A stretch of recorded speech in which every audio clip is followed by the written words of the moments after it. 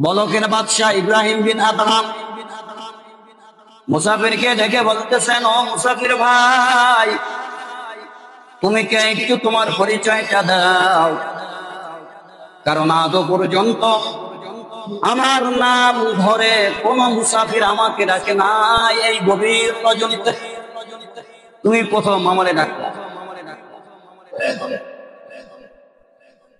কেন এখানে এসেছ একটু বলো। এবার ওই মুসাফিরটা বলতেছেন, ভাই আমি আমার এলাকা থেকে অমুক এলাকায় যাব, রাত্র গভীর হয়ে গেছে, কিন্তু কোন জায়গা দিয়ে যাব রাত্রের ভয়, আমাকে একটু জায়গা যদি দিতা আমি সেই জায়গায় থাকতাম। বলে তাই? হ্যাঁ। বলে ঠিক আছে, ওই যে দেখো একটা জায়গা আছে মুসাফির খানা, ওই মুসাফির খানায় যায় তুমি ঘুমায়া পড়ো, ওই জায়গায় গেলে তুমি খাবারও পাইবা, ভালোভাবে ঘুমাইতেও পারবা। এবার মুসাফির বলতেছেন, ওই জায়গায় আমি ঘুমাবো না, ওই যে যেই বিল্ডিংটা দেখা যাইতেছে ওই বিল্ডিং এ আমার একটু জায়গা করে দাও, ওই বিল্ডিং এ আমি ঘুমাবো। ইব্রাহিম বিন আদহামের মেজাজ গরম। একজন মুসাফির, তারে আমি কিভাবে আমার বাসভবনে জায়গা দিতে পারি, কারণ মুসাফিরদের জন্য তো মুসাফির আছে।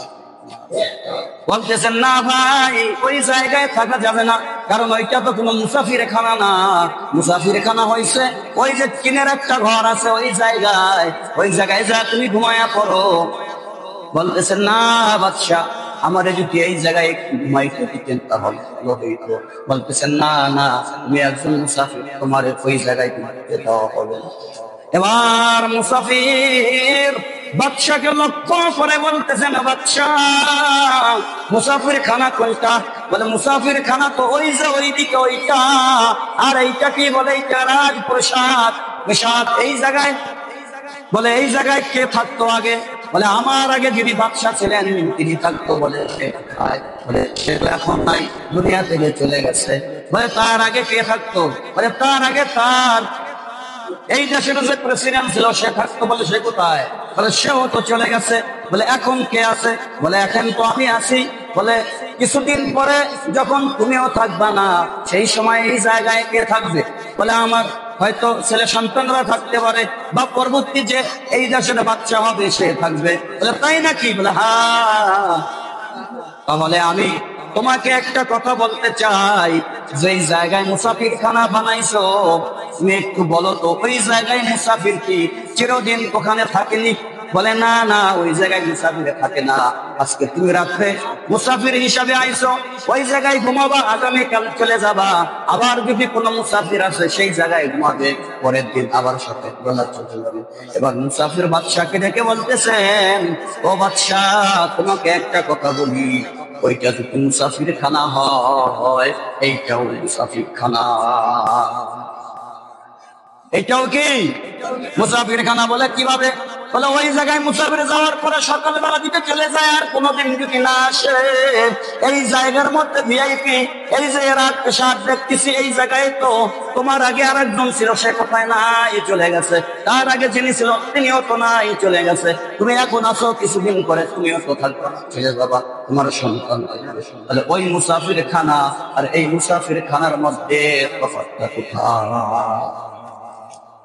বাদশা আশ্চর্য হয়ে গেছে যে না, এটা কোনো সাধারণ মানুষ হইতে পারে না, এত বড় একটা কথা কয়ে ফেললো, এটা কি সাধারণ মানুষ হইতে পারে? এবার বলকের বাদশা বুদ্ধিমান মানুষ, চিন্তা করলেন কথা তো ঠিকই, এই ঘরে তো আমার আগে কত বাদশারা এসেছিলেন, সবাই দুনিয়া থেকে চলে গেছে, আমিও তো একদিন এই দুনিয়া থেকে চলে যাব, এই ঘরের মালিক পরবর্তী যিনি আসবেন তিনি হবেন। এই কথা ভেবে বলকের বাদশা এবার ঘুম থেকে উঠে উজু চুজু করে এরপরে তসবিহ একটা হাতে নিয়ে এরপরে চলে গেছেন ছাদে। কোথায় চলে গেছেন? বাদশা মানুষ তো, পাহারাদারের কোনো অভাব নাই, অনেক পাহারাদাররা ছিল, সবাই ওখানে উপস্থিত। যেই লোকটা ওনারে, যেই মুসাফির আইসা ওনারে এই কথাগুলো বলছে, হঠাৎ তাকাইয়া দেখে যে সেই মুসাফির আর নাই। সেই মুসাফির কি আর নাই। উনি চিন্তা করতেছেন ব্যাপারটা কি, মুসাফির কোথায়, খোঁজ লাগাইছে, কোনো জায়গায় পাইতেছে না। ওরা চিন্তা ভাবনা করলো যে এটা আসলে মুসাফির না, এটা একজন ফেরেশতা। আল্লাহ তাআলা আমারে সতর্ক করার জন্য এই মুসাফিরটাকে মুসাফির বানায় আমার কাছে পাঠাইছে। উনি তসবিহ নিয়ে ছাদে চলে গেছেন, দোতলায় যায় আবার তসবিহ গুনতেছেন, সুবহানাল্লাহ সুবহানাল্লাহ, জিকির আজকার করতেছেন। হঠাৎ করে ছাদের উপরে ওই যে ফেরেশতা ছিল মুসাফির, ওই মুসাফিরটা ছাদের উপরে যায় খুব দৌড়াইতেছে, আওয়াজ দিতেছে। এই যে আমাদের যে ছাদ আছে, এখন ছাদের উপরে যদি কেউ জোরে জোরে দৌড়াদৌড়ি করে তাহলে এই আওয়াজটা আমরা এখানে বুঝে পাবো না। তো ওই ফেরেশতা ছাদে যায় খুব জোরে জোরে দৌড়াইতেছে। বাদশার মেজাজ গরম, গভীর রাত্রে ঘুম ভাঙ্গা দিল একজন আইসা। তারপরও আমি উজু টুজু করে নামাজ পড়ে তসবিহ নিয়ে এখানে বসে আছি, আল্লাহর একটু ডাকবো, একটু ধ্যান করব। আবার সমস্যা শুরু করে দিল, কে ছাদে, এই কে আসো, জলদি করে যাও। ছাদের থেকে তারা ধরে নিয়েছে, সবাই গেছে, যায়া লোকটারে ধরে আনছে বাদশার কাছে। বাদশা বলতেছেন, ভাই আপনি ছাদে কি করেন? কয় ছাদে উট খুঁজতে আইছি। উট কে খুঁজতে আইছি? উট খুঁজতে আইছি। কোন কোন রাওয়ায়াতে আছে ঘোড়া, ঘোড়া খুঁজতে আইছি। বাদশার মেজাজ গরম, এই মিয়া আপনি একটা রাখাল মানুষ, উট আর ঘোড়া যদি খুঁজতে হয় তাহলে আপনি জমিনে বা জঙ্গলে বা বিভিন্ন জায়গায় খুঁজবেন, নিচে ছাদের উপরে আইসে কি মাইসে কোনোদিন ঘোড়া খোঁজেনি, উট খোঁজেনি। বলে কে, সমস্যা কি? সমস্যা তো এটাই, উট কোনোদিন এই ছাদের উপরে উঠতে পারে না, ঘোড়া কোনোদিন এই ছাদের উপরে উঠতে পারে না। তুমি যে উট খোঁজার জন্য ছাদে আইসা দৌড়াদৌড়ি করতেছ, তোমার মতন বোকার একজন দুনিয়াতে নাই। এবার ওই মুসাফির আবার বাদশার চক্ষু খুলে দিতেছেন, বলতেছেন, বাদশা আপনি কি বললেন? বলে তোমার মতন বোকার আহাম্মকার একজন নাই। বলে কেন? বলে মানুষ কোনোদিন ছাদে যায়া উট খোঁজে না, মানুষ কোনোদিন ছাদের উপরে যায়া ঘোড়া খোঁজে না। কারণ ঘোড়া হারাইয়া গেলে জমিতে হারাইয়া যায়, যেই দিকে যায় সেই দিকে মানুষ খোঁজাখুঁজি করে, ছাদে কেউ ঘোড়া খোঁজে না। এবার মুসাফির বাদশাকে ডেকে বলতেছেন, বাদশা আপনার কথাই যদি সত্য হয় তাহলে এবার আমি আপনাকে প্রশ্ন করি, বলেন এই যে রাত সিংহাসনে বৈশা বৈশা আপনি কি করতেছেন? বলে আল্লাহরে খুঁজতেছি।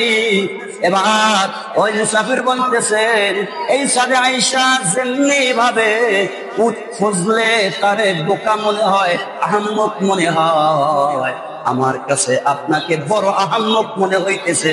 কারণ এই রাজপ্রাসাদে বৈশা বৈশা কোনদিন আল্লাহরে পাওয়া সম্ভব না।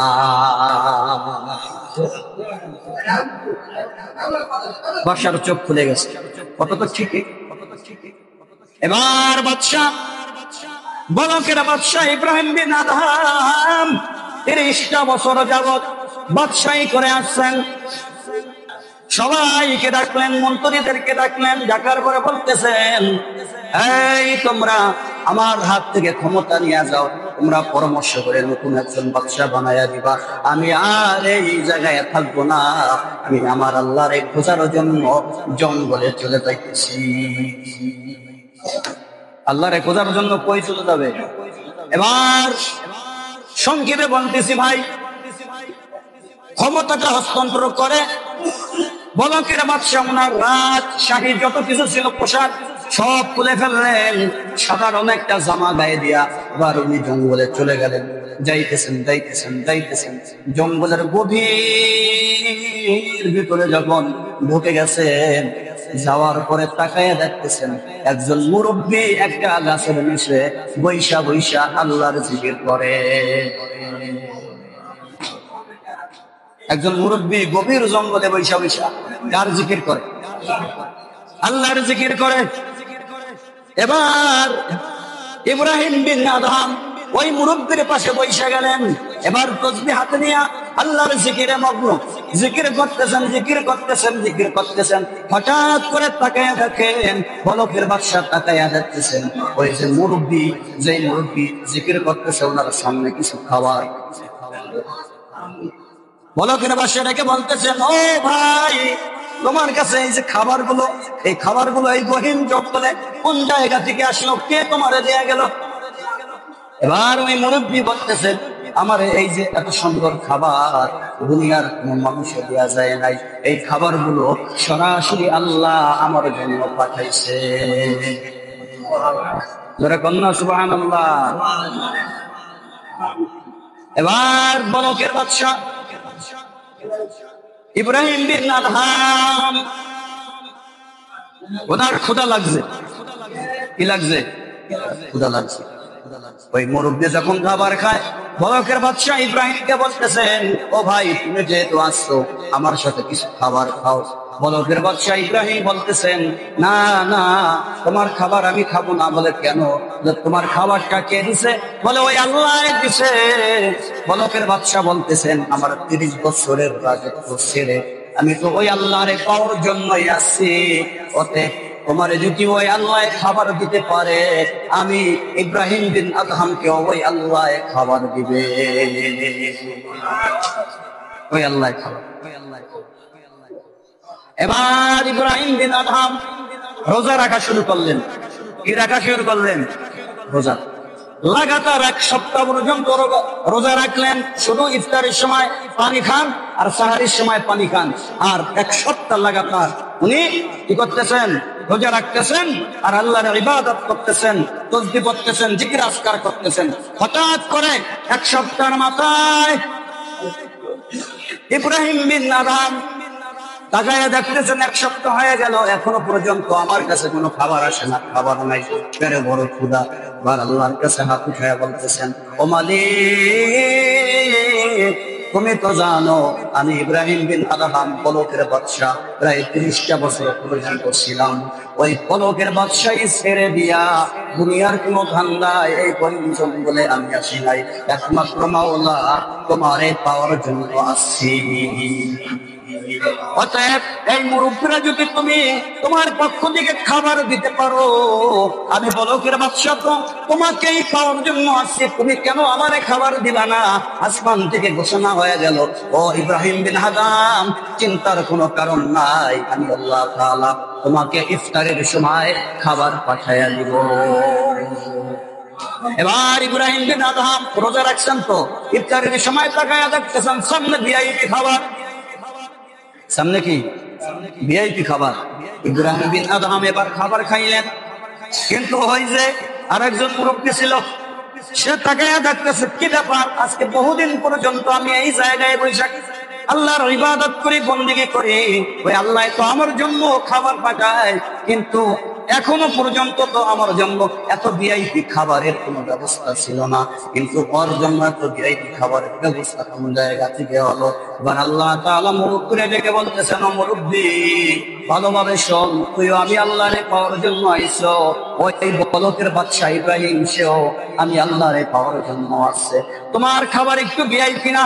বলকের বাদশা ইব্রাহিমের খাবারটা কেন ভিআইপি তুমি প্রশ্ন করলা?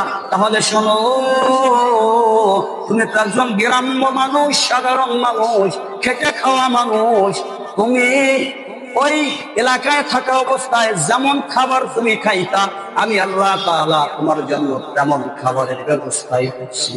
আর এই যে ইব্রাহিম বিন আদহাম বলকের বাদশা, এত শাহী খাবার খাইতো।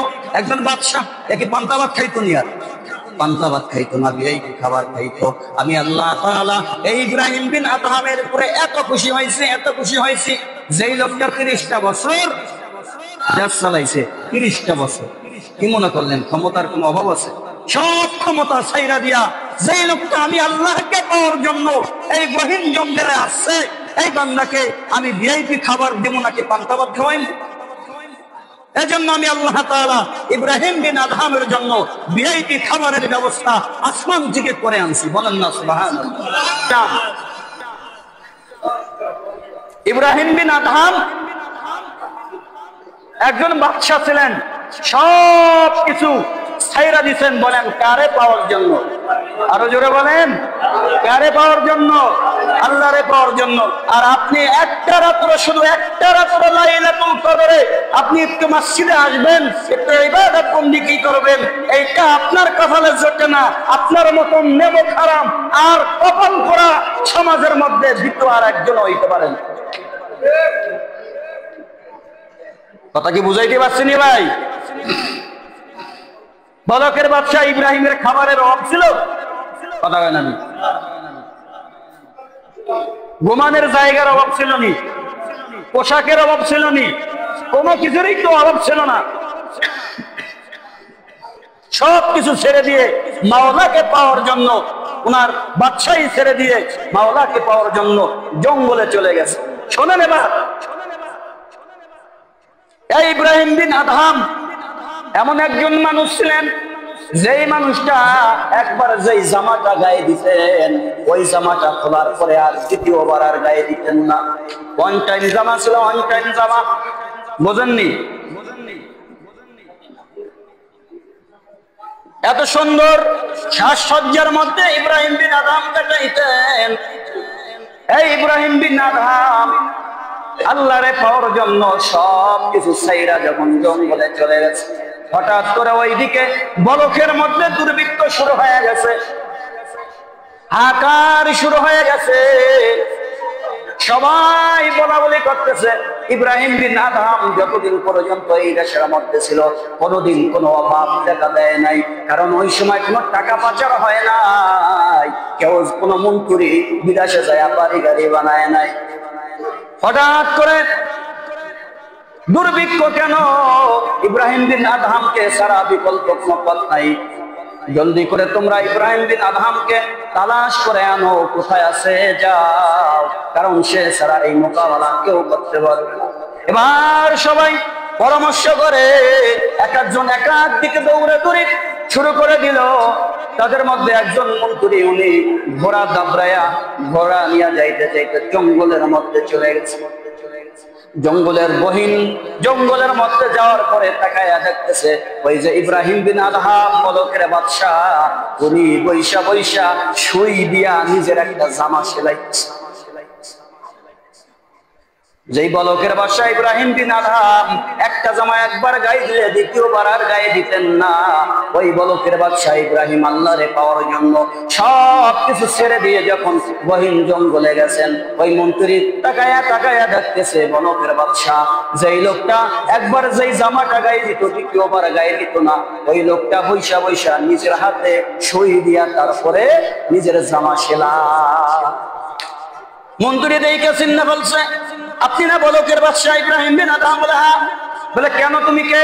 বলে আমি অমুক জায়গা থেকে এসেছি। কেন এসেছো? বলে আপনাকে নেওয়ার জন্য আসছি, কারণ বলকের মধ্যে বড় দুর্ভিক্ষ চলতেছে, আপনি যদি না যান এত বড় দুর্যোগ মোকাবেলা কেউ করতে পারবে না, সবাই আপনাকে চায়, জলদি করে চলেন।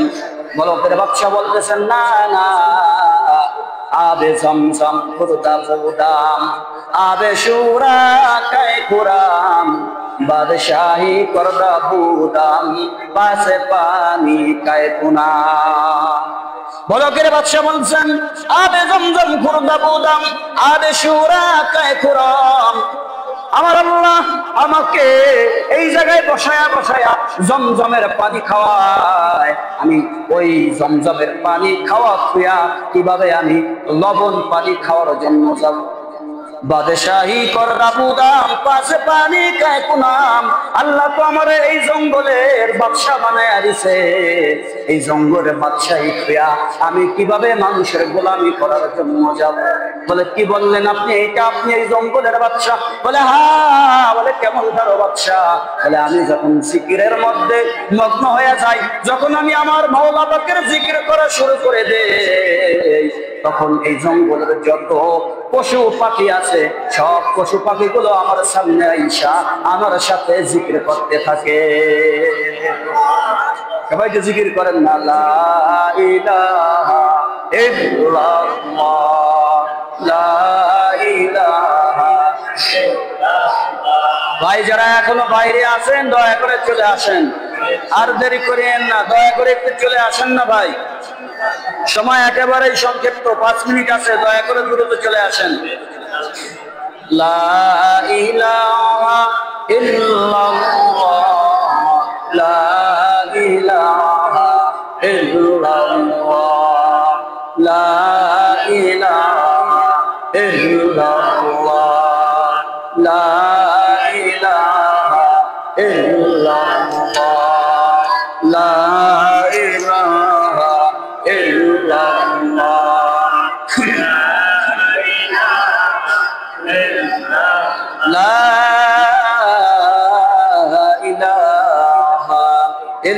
ইল্লাল্লাহু মুহাম্মাদুর রাসূলুল্লাহ সাল্লাল্লাহু। বলকের বাদশা ইব্রাহিম বিন আদহাম এই কয়েকদিনের মধ্যে আল্লাহর একেবারে খাস পেয়ারা বান্দা হয়ে গেছে। এখন উনি যখন জিকির করে, ওনার জিকির শোনার জন্য জঙ্গলের পশু পাখিরা চলে আসে ওনার সাথে জিকির করার জন্য। সুবহানাল্লাহ কইতেন না? এত সোজা মনে করলেন? দাউদ আলাইহিস সালাতু ওয়াস সালাম যখন তাওরাত, দাউদ আলাইহিস সালাম যখন জাবুর কিতাব তেলাওয়াত করতেন, বলে দাউদ আলাইহিস সালাম জাবুর কিতাব যেই সময় তেলাওয়াত করতেন, ওনার তেলাওয়াত শোনার জন্য উড়ান্ত পাখিগুলা ওনার তেলাওয়াত শোনার জন্য দাউদ আলাইহিস সালামের কাছে আইসা বসে থাকে। শুধু তাই না, দাউদ আলাইহিস সালাতু ওয়াস সালাম জাবুর কিতাব তেলাওয়াত করার জন্য নদীর পাশে চলে যাইতেন। নদীর পাশে যাওয়ার পরে উনি তেলাওয়াত করতেন। দাউদ আলাইহিস সালাম যখন জাবুর তেলাওয়াত করতেন, নদীর মধ্যে যত মাছ, সমস্ত মাছগুলো কিনারে চলে আসতো জাবুরের তেলাওয়াত শোনার জন্য।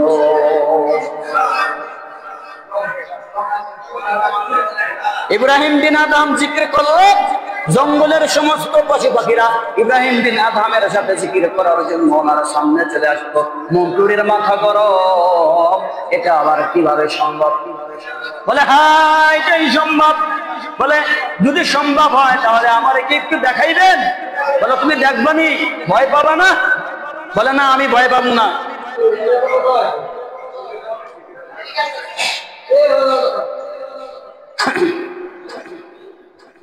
ভয় পাবো না।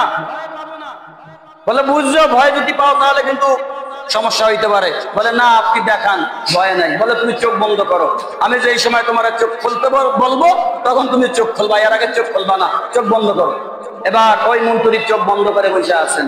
এবার ইব্রাহিম বিন আদহাম জিকির করা শুরু করছে, লা ইলাহা ইল্লাল্লাহ, লা ইলাহা ইল্লাল্লাহ, লা ইলাহা ইল্লাল্লাহ। ইব্রাহিম বিন আদহাম জিকির করতেছেন, জিকির করতেছেন।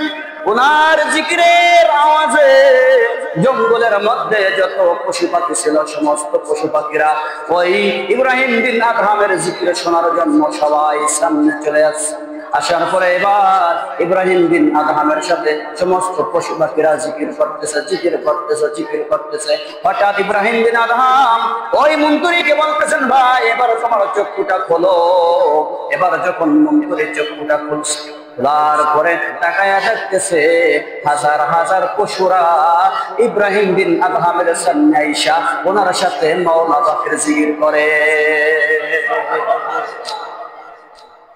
এই জন্য বলা হয় ফালাহুল মাওলা ওয়ালাহুল কুল, যে আল্লাহর হয়ে যায় আল্লাহ তার হয়ে যায়।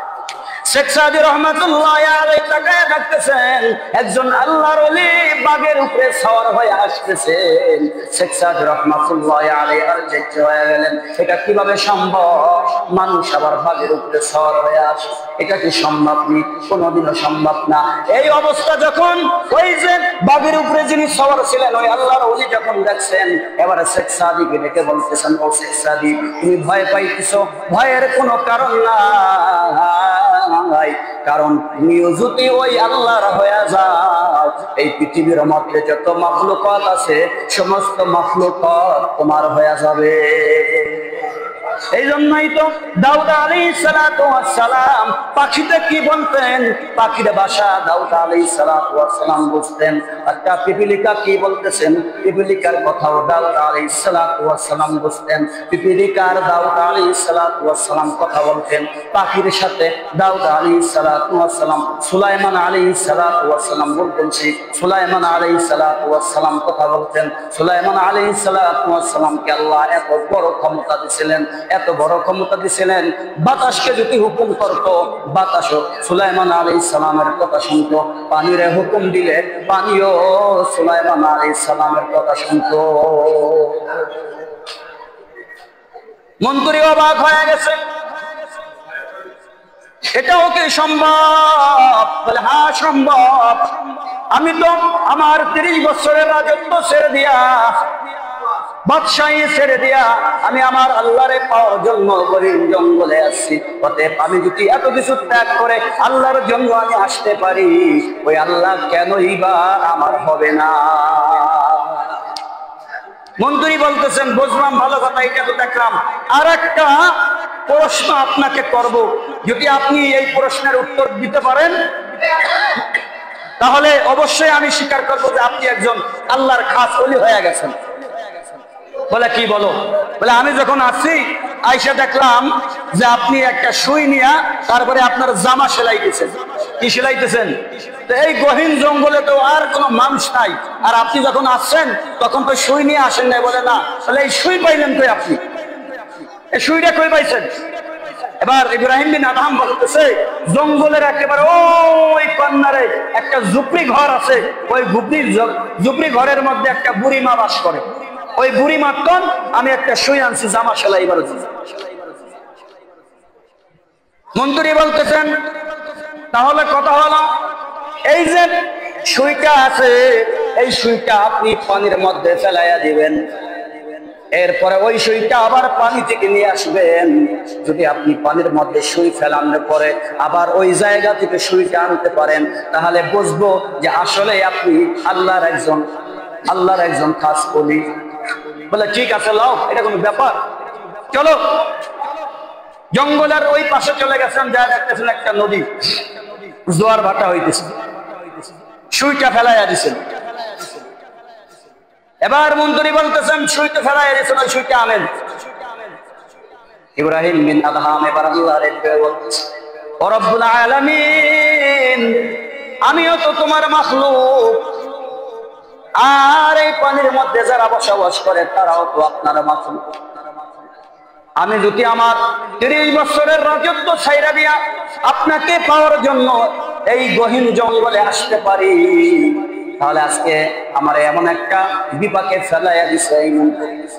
আপনি যদি আজকে এই সুইটা আমারে না আইনা দেন, তাহলে আপনার কারামতি থাকবে না, আপনার কিছুই থাকবে না। আমি কিভাবে মানুষের কাছে মুখটা দেখাবো? দয়া করে আপনি ওই সুইটা একটু আমার কাছে নিয়ে আসুন। ইব্রাহিম বিন আদহামের ভিতরে আল্লাহ তাআলা ইলহাম ঢুকাইয়া দিয়েছেন, এই ইব্রাহিম বিন আদহাম, ওই নদীর মধ্যে যত মাছ আছে মাছরে ক আমার সুইটা নিয়ে আয়। ইব্রাহিম বিন আদহাম এবার নদীর দিকে তাকায়া মাছকে লক্ষ্য করে বলতেছেন, ও মাছ, আমার সুইটা নদীর মধ্যে ফেলাইয়া দিছি, দয়া করে আমার সেই সুইটা একটু আমাকে এনে দাও। এবার ওই মন্ত্রী তাকায়া দেখতেছে ইব্রাহিম বিন আদহাম এই কথা বলার সাথে সাথে শত শত মাছ তাদের মুখে একটা করে সুই নিয়া ওই ইব্রাহিম বিন আদহামের সামনে হাজির হয়ে গেছে। এটা আল্লাহ পারে কি পারে না? বলেন, আল্লাহ দ্বারা কোনো অসম্ভব কিছু আসেনি? আল্লাহ পারে। কারণ ওই যে বাদশাহী ছেড়ে দিছে কারে পাওয়ার জন্য? নদী। সবাই বলেন কারে পাওয়ার জন্য? আর তুমি এখনো পর্যন্ত সামান্য একটু লাইলাতুল কদরে 2 রাকাত নফল নামাজ পড়ার জন্য দোকান ছাড়তে পারলা না, ঘর ছাড়তে পারলা না, বাণীঘরের মাঠ ছাড়তে পারলা না, ওই জায়গাতে ঘুরে দেন সবাই বলে দিস মোবাইল নিয়ে। 30 বছরের রাজত্ব ক্ষমতা সব ছাইরা দিয়া গহীন জঙ্গলে চলে গেছে আল্লাহরে পাওয়ার জন্য। আর তুমি আর আমি লাইলাতুল কদর আজকে এই রাতে একটু ইবাদত বন্দেগী করব, মসজিদে আসব, দোকান থুইয়া ব্যবসা থুইয়া আসতে পারি না। এজন্য আমি আবার আপনাদেরকে বলবো, ভাই, এখনো যারা বাহিরে ঘোরাফেরা করতেছেন দয়া করে চলে আসেন, দয়া করে চলে আসেন। আমরা ইনশাল্লাহ এখনই তারাবির নামাজের মধ্যে দাঁড়িয়ে যাব, আমাদের কার্যক্রম শুরু হয়ে যাবে ইনশাল্লাহ। এরপর আপনারা নফল ইবাদত বন্দেগী করবেন। এজন্য যারা এখনো ঘোরাফেরা করতেছেন দয়া করে সবাই চলে আসেন। আরেকটু আছে বলমুনি, ঘটনা শেষ করমুনি, করতাম নি।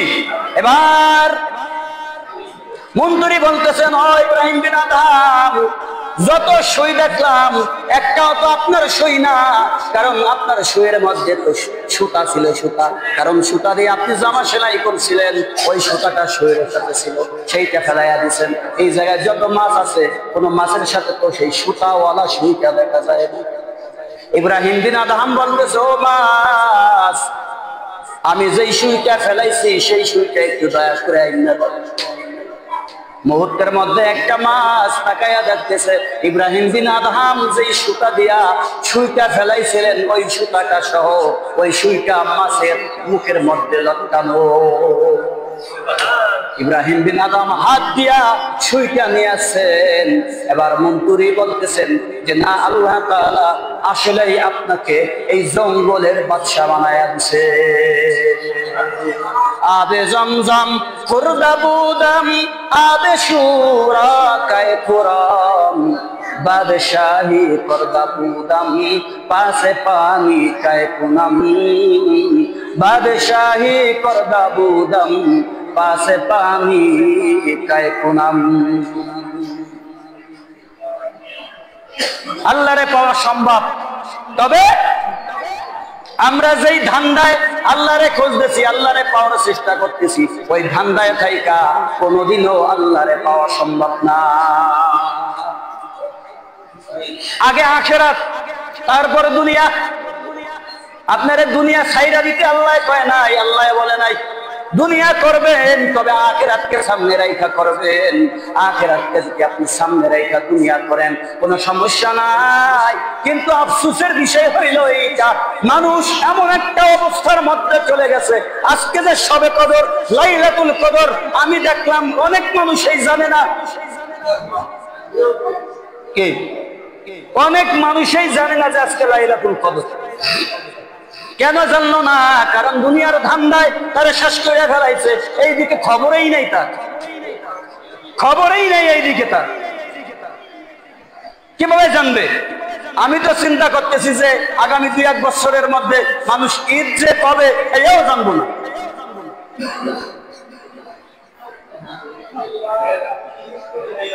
অথচ আল্লাহ তাআলা বলতেছেন, বাল তুসিরুনাল হায়াতাদ দুনিয়া ওয়াল আখিরাতু খায়রুন ওয়া আবকা। বাল তুসিরুনাল হায়াতাদ দুনিয়া, দুনিয়ার চাকচিক্য যেটা তোমরা দেখতেছো, এই দুনিয়ার চাকচিক্য কিন্তু আসলে স্থায়ী না, স্থায়ী না, স্থায়ী না।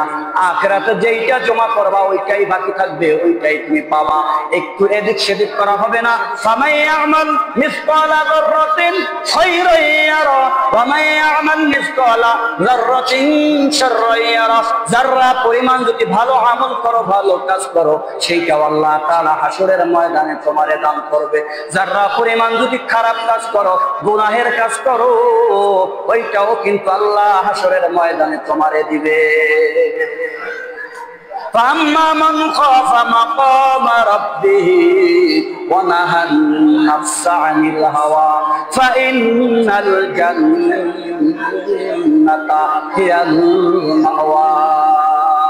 যারা নিজেদের নফসটাকে আল্লাহর জন্য বিলাইয়া দিবে, যারা নিজের নফসটাকে কার জন্য বিলাইয়া দিবে বলেন? আল্লাহর জন্য বিলাইয়া দিবে। আর ওই দিনটাকে ভয় করে, যেই দিন তার দাঁড়াইতে হবে আল্লাহর সামনে, ওই দাঁড়ানোকে ভয় করিয়া যারা গুনাহ করে না, গুনাহ করে না, গুনাহ করে না, 5 ওয়াক্ত নামাজ ঠিকভাবে আদায় করে, এই যে রমজান আসছে, যারা 30টা রোজা থাকলো, তারাবির নামাজ পড়লো, কোরআন তেলাওয়াত করলো, দান সদকা করলো, জিকির আজকার করলো, মসজিদে দান করলো, এতিমখানায় দান করলো, গরিব অসহায়দেরকে দান করলো, আল্লাহ তাআলা বলতেছেন, ফাআম্মা মান খাফা মাকামা রাব্বিহি ওয়া নাহান নাফসা আনিল হাওয়া ফাইন্নাল জান্নাতা হিয়াল মাওয়া। আল্লাহ তাআলা বলতেছেন, যারা 5 ওয়াক্ত নামাজ পড়বে, আল্লাহর হুকুম মানবে, নবীর তরিকা মতন চলবে, মসজিদ মাদ্রাসায় দান সদকা করবে, ভালো ভালো আমল করবে, ভালো ভালো কাজ করবে, আমি আল্লাহ তাআলা তাদেরকে জান্নাতুল ফিরদাউস দান করব।